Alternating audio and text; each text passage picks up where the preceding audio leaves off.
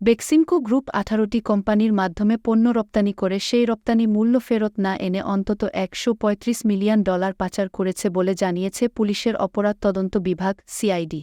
DIG organised crime অতিরিক্ত IGP পদে পদোন্নতিপ্রাপ্ত কুসুম দেওয়ান বলেন, সিআইডির আর্থিক অপরাধ ইউনিট বেক্সিমকোর এই অসঙ্গতিগুলোকে বাণিজ্যভিত্তিক অর্থপাচার হিসেবে অভিহিত করেছে এবং ইতোমধ্যেই এই বিষয়ে তদন্ত শুরু করেছে।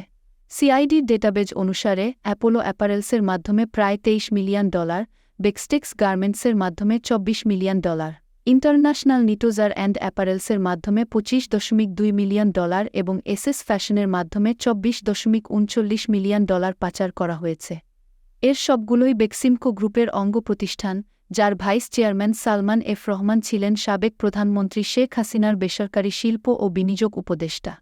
সিআইডি ফাইন্যান্সিয়াল ক্রাইম ইউনিটের পরিদর্শক মোহাম্মদ মনিরুজ্জামান জানান, গ্রুপটি পণ্য রপ্তানির জন্য ক্রেডিট লেটার খুলে 80% মূল্যের বিপরীতে স্থানীয়ভাবে ঋণ নিয়েছে। এরপর আর রপ্তানির অর্থ ফেরত আনেনি এবং ঋণগুলোও পরিশোধ করেনি।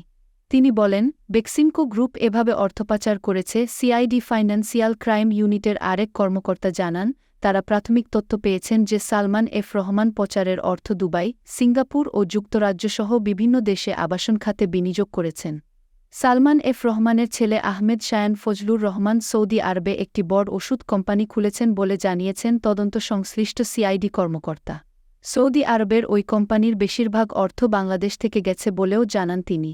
কুসুম দেওয়ান বলেন, প্রাথমিক তদন্ত শেষ হলে বেক্সিমকো গ্রুপের বিরুদ্ধে অর্থপাচার আইনে মামলা হবে। প্রাথমিক তদন্তে সিআইডির আর্থিক অপরাধ ইউনিট জানতে পেরেছে, বেক্সিমকো গ্রুপের বিরুদ্ধে গত 15 বছরে 7টি ব্যাংক থেকে জালিয়াতি করে ঋণ নেওয়ার অভিযোগ রয়েছে।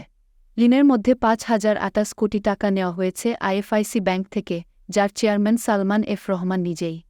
তদন্তের সঙ্গে জড়িত এক সিআইডি কর্মকর্তা জানান, ব্যবসায়িক গ্রুপটি রাষ্ট্রায়ত্ত জনতা ব্যাংকের প্রধান শাখা থেকে অন্তত 21,681 কোটি টাকা ঋণ নিয়েছে।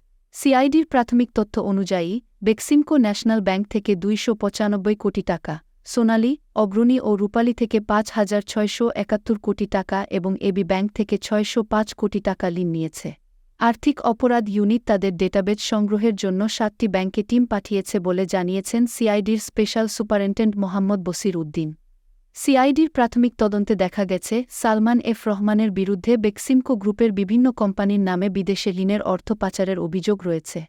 এতে আরও বলা হয়েছে, গত 3 বছরে মার্কেট থেকে দৃশ্যমানভাবে প্রায় 6,600 কোটি টাকা হাতিয়ে নেওয়া হয়েছে এবং জালিয়াতির মাধ্যমে 20,000 কোটি টাকা আত্মসাৎ করা হয়েছে। একটি দোকান কর্মচারীকে হত্যার মামলায় গত 13 আগস্ট থেকে পুলিশ হেফাজতে রয়েছেন সালমান এফ রহমান।